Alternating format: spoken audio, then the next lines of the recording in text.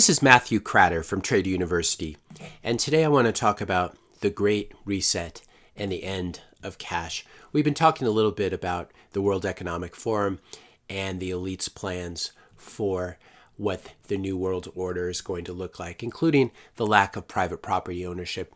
It's not that everyone will own nothing, it's just that you'll own nothing and you will be at the mercy of your corporate taskmasters. Great article from the New York Times talking about how our cash-free future is getting closer. Now, in order to understand this, we got to think about the main forms of money that exist now. And I'm not talking about money at a very high level, but money as in the form that we spend it. So there are two basic forms of money today. We have what you might call big tech or big bank money. This is all the big tech companies, PayPal, Apple, and of course they use background banks, includes also Visa, American Express, MasterCard, Venmo, PayPal, etc. Now, big tech, big bank money is not private, as we all know. It's very easy to trace, and you have very few rights associated with it. Now, the trade-off is it's also very, very convenient. It's fun to swipe your phone at the store. It's easy to use a credit card and spend money and not really realize how much you're spending. But what big banks and big tech and the government like is that this kind of money is very easy to trace. We might even call it Big Brother money. And one of the reasons that this modern form of money really has no rights attached to it, there are a number of acts that were passed in the 1970s, including the Bank Secrecy Act, which did do some good things in terms of trying to prevent money laundering. But I believe the real intent was really to track and control people. We had a related case, United States versus Mellor, in 1976, where it was decided that bank records were not subject to Fourth Amendment rights. And so you could take a look at people's bank records and use them to put them in jail, would be the simplified version. So the only thing that's really left, we have big tech, big bank money, which is highly surveilled money. And then we have cash, bills, and coins, which are rapidly going out of style. They're less convenient. During the coronavirus, people were taught that this money was very dirty, etc. This is one way the government tries to trick people in get rid of it. Bills, coins, this sort of money is often talked about as just being used for illegal purposes. Here's Pablo Escobar. What's really unfair about this, though, is that cash is actually very neutral and very private. You can use it to do illegal things, but you can also use it to do good things that the government doesn't like. You can use it to stay outside of the government system. Maybe you want to live off grid. Maybe you don't want everyone to know what you're spending your money on, even if those are perfectly reasonable things. You're doing nothing illegal. Cash is neutral and private. And this is one reason that all governments, especially the US government, want to get rid of cash and why we're moving toward a cashless society. We're already doing this just out of convenience, using Apple Pay and PayPal and Venmo, etc. But the real advantage for governments is that a cashless society is a society of maximum surveillance.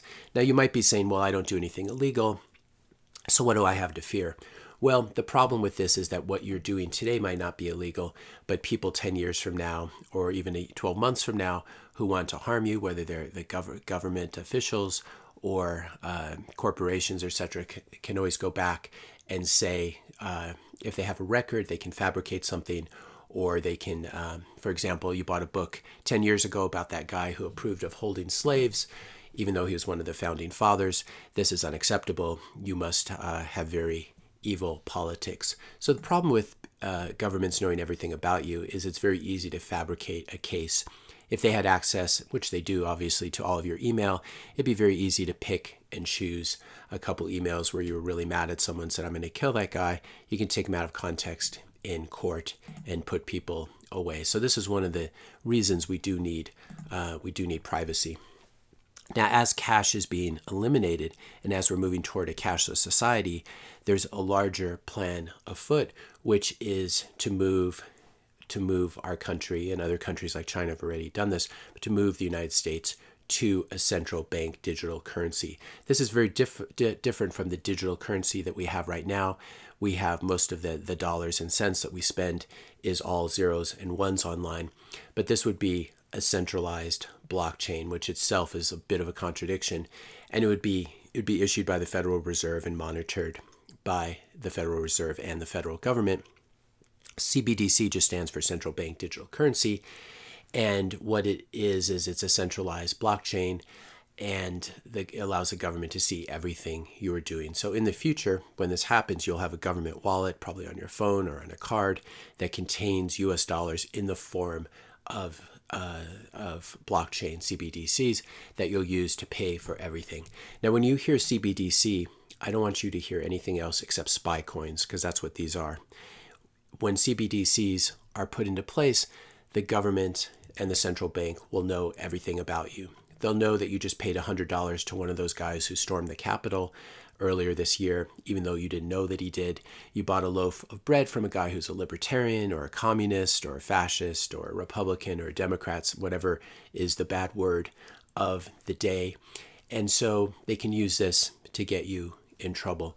They can also, central banks like this because they can use it for targeted stimulus. Maybe you'll just have stimmy checks for those of Norwegian descent, but not for Swedes, would be the old joke. Or stimmy checks only for vaccinated men over the age of 50. The point is that CBDCs allow for this sort of discrimination and targeting. They will also allow for very automated taxes. The government can just dip into your wallet and take whatever it thinks you owe them, and maybe there'll be collusion of some sort. So if you buy aspirin, there's a 10% federal sales tax, but if you buy Tylenol, there's only a 1% federal sales tax. When the government controls the money this closely, there's really anything that they can do. And you may think that the current government is benevolent, but that's no guarantee that 12 months or 48 months or 10 years from now that it will be equally benevolent. And once you set up a CBDC, it's going to be extremely difficult to get rid of it.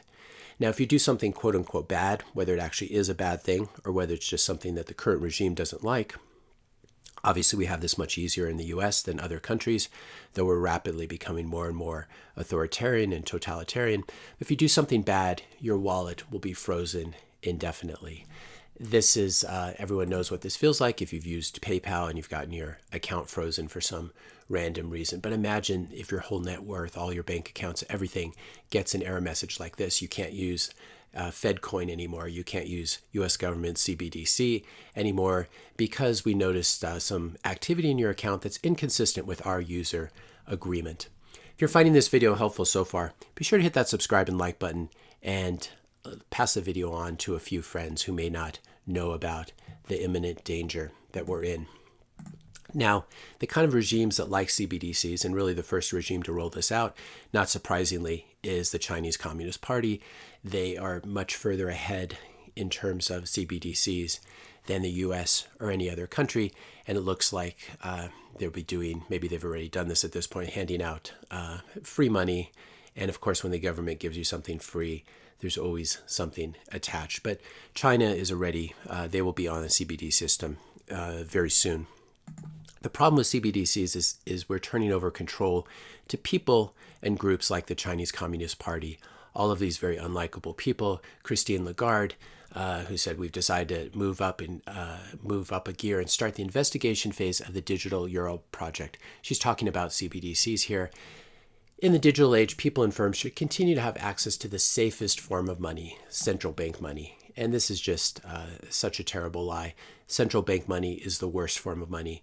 It doesn't hold its value. It can be devalued over time. There's basically an infinite supply, as we learned from Neil Kashkari on 60 Minutes last year when he said the Federal Reserve has an infinite amount of cash. They have the money printers. And so if you're in favor of CBDCs, you're in favor of people, of groups like the Chinese Communist Party and our totalitarian central bank masters. There's only really one way out of this. If there's no more cash, if you cannot use, and you don't want to use big tech, big bank money, which itself will be built on a future CBDC as well, so it'll be doubly trackable. It'll be trackable by Apple, for example, and trackable by the Federal Reserve, really the worst of all worlds. There's only one other alternative, and that is Bitcoin. This is a great cartoon that shows sort of the unholy offspring of the US dollar and Bitcoin, which is central bank digital currencies. And Satoshi, i.e. Noah, is not too happy about this. But a lot of people think, and I always get this in my comments, that CBDCs are going to be bad for Bitcoin. And they really don't understand that when the whole world, or when much of the world, is on CBDCs, you really are going to want a cryptocurrency. And you're not going to want a centralized cryptocurrency that's run by your new master named Charles Hoskinson or Vitalik Buterin. You're going to want a neutral form of money that cannot be co-opted or captured in the same way Cardano and Ethereum can be. Bitcoin is freedom money. You can pay or receive Bitcoin from anyone in exchange for goods or services.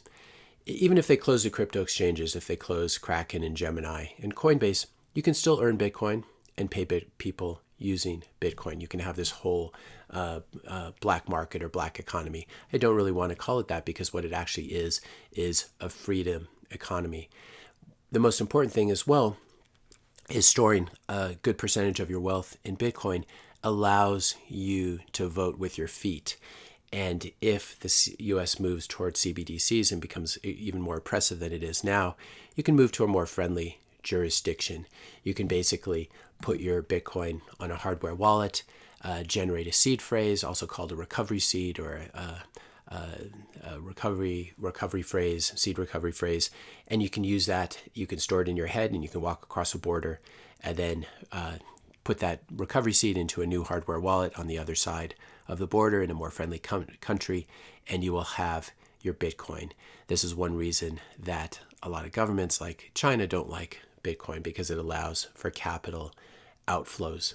Now, a lot of people, of course, there'll be gold bugs in the comments saying, well, you could use gold as well. Problem with gold is it's very difficult to move around with it. It's very easy to steal. If you have gold coins in your pocket, someone can just punch you in the face and take them. Whereas if you have a recovery seed in your brain, no one even knows that you have it. So Bitcoin really is the most mobile, free form of money that exists. And if you don't understand why you need Bitcoin today, don't wait too long, because by the time you figure this out, the whole system's going to be locked down under CBDCs. And if you don't have Bitcoin, you might still be able to get some, but it'll be very, very expensive at that point. This is another reason that Bitcoin will be moving into the millions of dollars, because it is an escape hatch from people like Christine Lagarde, central bankers, and other government people and institutions that really want to control you and control your life. Bitcoin is freedom money. If you found this video helpful, be sure to hit that subscribe and like button. Hit the notification bell if you want to be notified when I publish my next video. And let me know your questions and comments in the comment section below. And if you have any other ideas about different facets of the Great Reset that you'd like me to make a video about. Thanks a lot for watching, and I'll see you in the next video.